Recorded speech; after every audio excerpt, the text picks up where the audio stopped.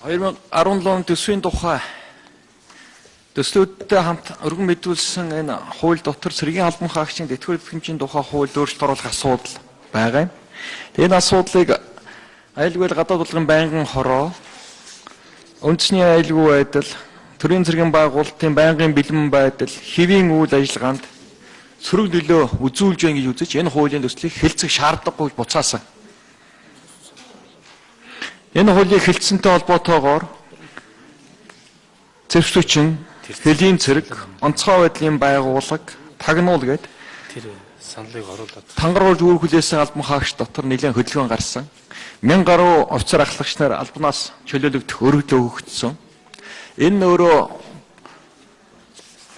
салбарын бэлэн байдал, хэвийн үйл ажиллагаанд үнэхээр ноцтой юм байдал үүсэж байна гэж дүгнэлт гаргасан.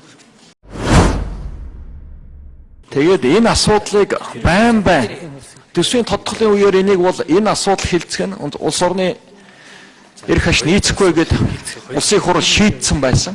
Гэтэл 17 оны төсөвт дахин оруулж ирсэн асуудал байгаа.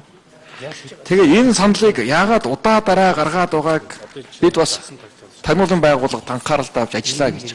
Ямар албан тушаалтан, албан хаагч энэ төрийн цэргийн байгуулалтыг сулруулах арга хэмжээг удаа дараа зохион байгуулалтаар оруулж ирээд байгаа асуудал анхаарал тав гэж. Дахин хэлье. Туулийн ноцтой байдал үүсэж байгаа шүү.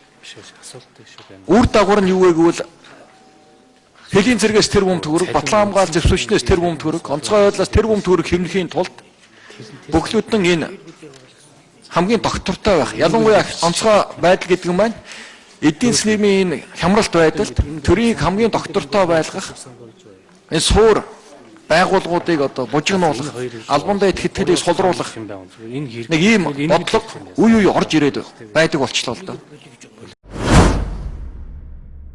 Тоог нь харахаар маш жижиг.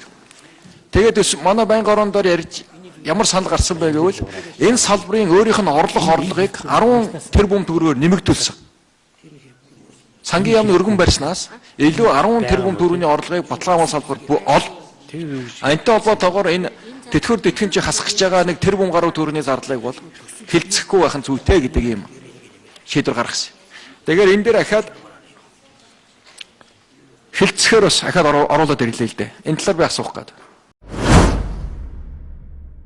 Би сангийн яамнаас асуух уу, байнгын ороноос асуух уу? Нэг хэн тайлбарлах юм бэ? би тайлбарлаж байна.